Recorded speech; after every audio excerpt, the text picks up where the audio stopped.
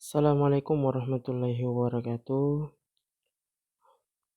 Tabedok, nama saya Reski Ade Putra Latif Bialangi dengan NIM 105421108519 dari kelompok 9 dengan penyakit Enterobius vermicularis. Di video kali ini saya akan membahas tentang definisi, etiologi, epidemiologi, gejala-gejala penyakit, pencegahan penyakit dari penyakit Enterobius vermicularis.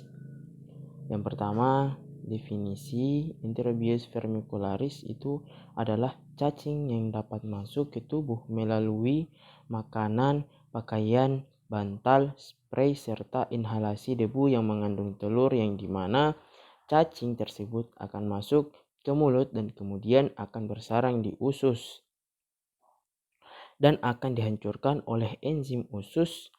Telur yang lolos akan berkembang menjadi larva dewasa. Di dalam usus itu dia 1 sampai 2 bulan untuk menjadi dewasa. Yang kedua, etiologi. Enterobius vermicularis itu disebabkan oleh cacing kremi yang berukuran 1 cm panjangnya. Ulat putih yang mirip benang. Ia mendiami sektum, appendix, dan usus besar yang naik. Pada malam hari, betina yang masih hidup itu akan berimigrasi ke perianal wilayah untuk menyimpan telur. Infeksi pada manusia terjadi dengan menelan telur yang dibawa oleh pakaian, kertas, dan debu inang. Yang ketiga, epidemiologi.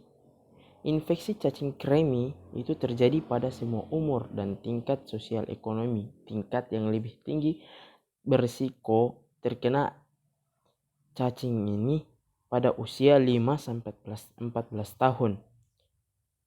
Karena ini umumnya dikarenakan karena di daerah di mana anak-anak hidup, bermain, dan tidur bersama itu terdapat cacing. Contohnya ketika anak-anak bermain di lumpur, terus mereka makan tanpa mencuci tangan, maka mereka bisa saja menelan telur cacing tersebut dan masuk ke dalam usus. Gitu. Terus selanjutnya yang ketiga, patomekanisme.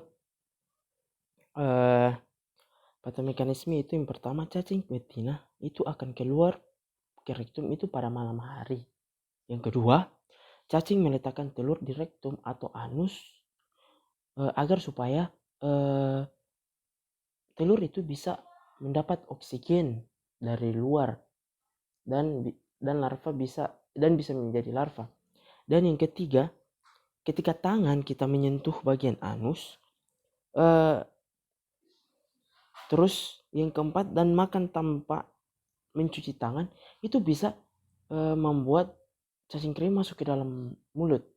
Yang dimana yang keempat itu cacing masuk ke dalam mulut ketika kita memegang mulut, yang dimana kita kalau makan tanpa mencuci tangan.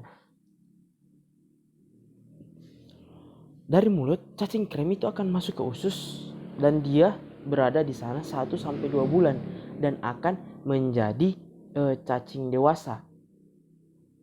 Dan dia akan mengganggu organ-organ yang di dalam.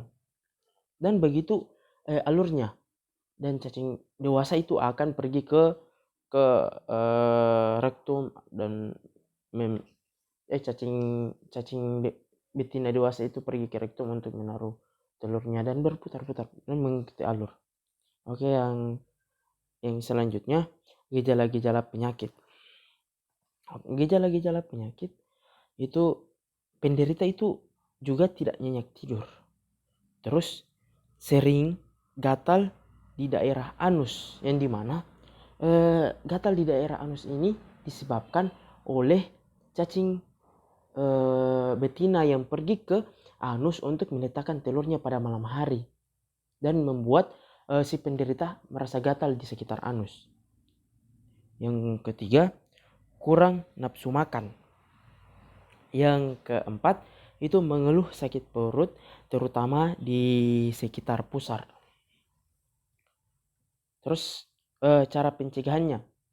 Cara pencegahannya itu ketika kita menyentuh anus harus cuci tangan terlebih dahulu agar cacing kremi yang terdapat di kuku itu keluar atau hilang, dibersihkan oleh air.